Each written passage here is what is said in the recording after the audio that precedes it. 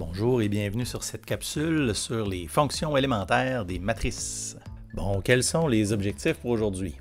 Bien, il y a seulement quelques fonctions élémentaires qu'on va étudier dans la petite capsule aujourd'hui. C'est très simple, définir et savoir calculer le rang d'une matrice, ce qui va peut-être vous sembler assez simple, mais vous allez comprendre pourquoi ensuite. Savoir utiliser le rang d'une matrice pour aider à solutionner un système d'équations linéaires et savoir interpréter le rang d'une matrice comme le nombre de vecteurs linéairement indépendants qui la constituent. Bon, on a parlé des matrices, mais maintenant le rang. Vous avez entendu parler du rang au cégep, vous l'avez utilisé, il y a une méthode pour obtenir le rang, vous l'avez fait, vous avez fait des matrices échelonnées, puis vous avez dit, ben, le rang dans ce cas est égal au nombre de rangées non nulles. Bon, ben, pourquoi est-ce qu'on a le goût de faire ça maintenant? Ben, on va voir. OK? Parce que le rang, en fait, va nous donner le nombre de vecteurs linéairement indépendants qui constituent la matrice. Donc, on peut reformuler la définition du rang. Au lieu d'en parler en termes de matrice échelonnée, on va vraiment en parler en termes des conséquences. Donc, une matrice A de taille M par N, possiblement rectangulaire, et de rang R si elle contient au moins une sous-matrice de dimension R par R avec un déterminant non nul, mais aucune sous-matrice plus grande que R par R avec un déterminant non nul. C'est une définition qui est différente parce que ça ne nous dit pas comment obtenir le rang, mais ça nous donne la conséquence de la connaissance du rang, c'est le nombre de vecteurs indépendants qui forment la matrice. Bon, assez parlé, un exemple. Le rang de cette matrice est 4, vrai ou faux? Bien, le rang, c'est la plus grande matrice R par R qui a un déterminant non nul. Bon, en partant, une matrice rectangulaire n'a pas de déterminant, donc le déterminant le plus grand ne peut pas être plus grand que 3. Donc, est-ce que le rang peut être 4? Non, c'est impossible. Bon, oui, maintenant, on sait calculer le rang, mais à quoi ça sert le rang? Bien, il y a un théorème important qui dit que pour un système d'équations linéaires de m équations avec n inconnus, on peut utiliser le rang pour savoir le nombre de solutions.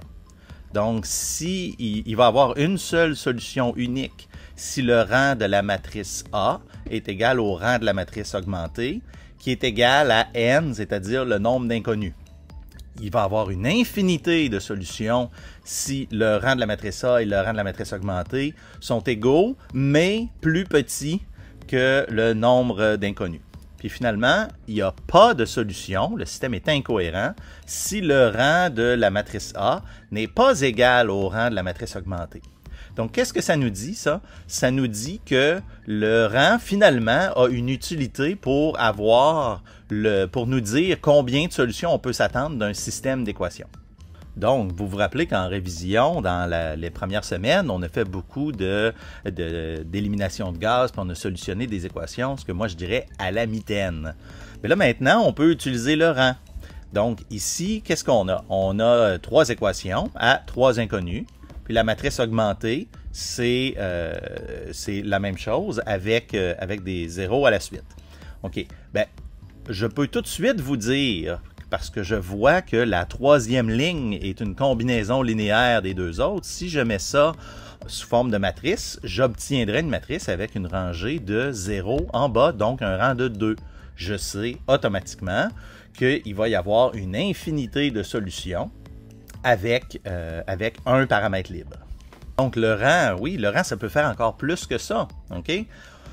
On va énoncer sans prouver, mais que le rang, c'est le nombre de vecteurs linéairement indépendants qui constituent la matrice.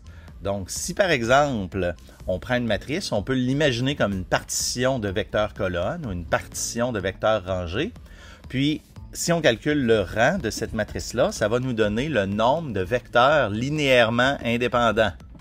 On tombe tout de suite dans un exemple. Donc, si par exemple, je vous donne un ensemble de 4 vecteurs, U1, U2, U3, U4, qui sont écrits ici, bien, si on veut savoir il y a combien de vecteurs indépendants, linéairement indépendants dans cet ensemble-là, bien, qu'est-ce qu'on fait?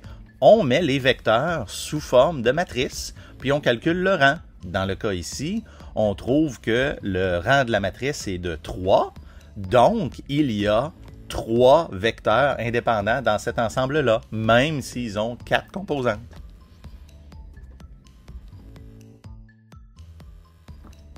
Donc, qu'est-ce qu'il faut retenir?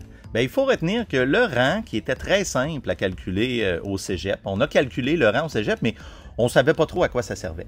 Bien là, je viens déjà de vous montrer 2 choses qui montrent qu'en fait, la notion d'indépendance linéaire est vraiment, vraiment importante dans le rang. C'est pour ça qu'on peut l'utiliser pour savoir le nombre de solutions à des équations, qui plus tard, on va voir, peuvent être des vecteurs.